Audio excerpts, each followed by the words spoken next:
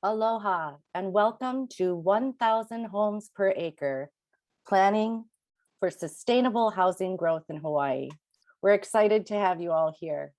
We have some fantastic presentations coming up today, and we hope to have time for Q&A at the end of each segment. If you have questions, please use the Q&A feature at the bottom of your screen. We encourage you to use that thumbs up if you see a question that you like. And of course, we'll do everything that we can to get to all the questions that we can. Our amazing intern, Evan, will be moderating our Q&A today. Please be sure to specify who your question is for. We'll do our best to get it to as many questions as we can. To learn more about today's presenters, we encourage you to please visit Senator Chang's website. You'll find that information inside the About tab at the top of the homepage. For our presenters today, when you're ready to start your presentation, please just give a verbal cue to our tech coordinator, Chelsea, so that she'll know to share your screen. And please, everyone, when you're ready to present, gentle reminder to remember to unmute your mics. So now it is my distinct pleasure to introduce your host, Senator Stanley Chang. Good morning and aloha, everyone. Thank you for that introduction, Lynn, our office manager, and thank you also to the help of Chelsea Lockridge, Evan Gates, Troy Ballard, Jimmy Wynn, all of whom pitched in and without whose help today's conference would not be possible.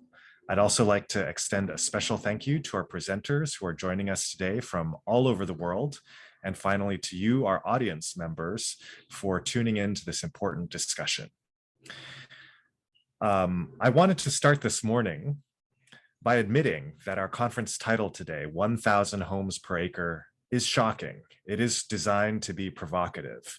It's a level of density that seems far beyond anything that exists today in our neighborhoods in Hawaii.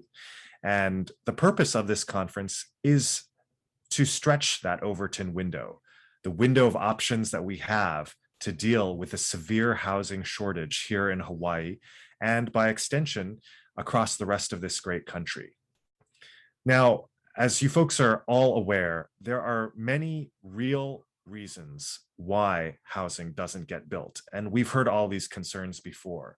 It would add to the traffic, to the noise, crime, congestion. It would degrade Hawaii's unique sense of place. It would encroach on the natural habitats and environments that we hold so dear. We don't have enough infrastructure to support the housing. The new housing would block people's views, to name just a few of those objections.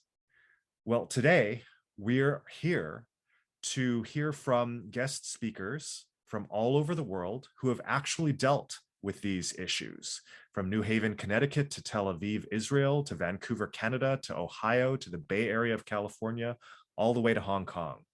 What does the world actually look like in an environment of high density, yet great livability? It can happen, it does happen, it has happened in many places. And that's what we're here to learn about.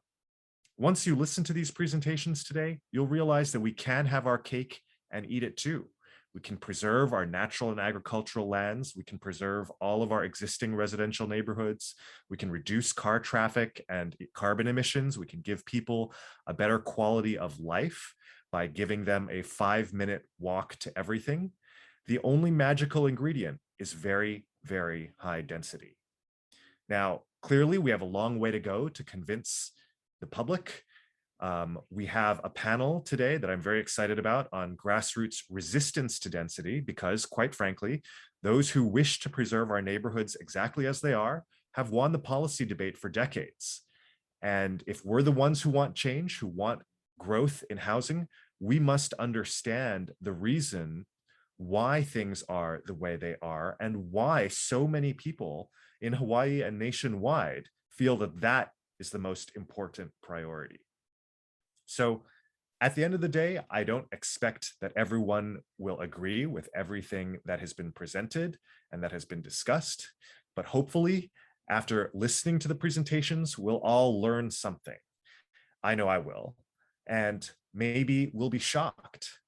What will shock us is that we haven't already adopted the strategy of very high density growth on a large scale already.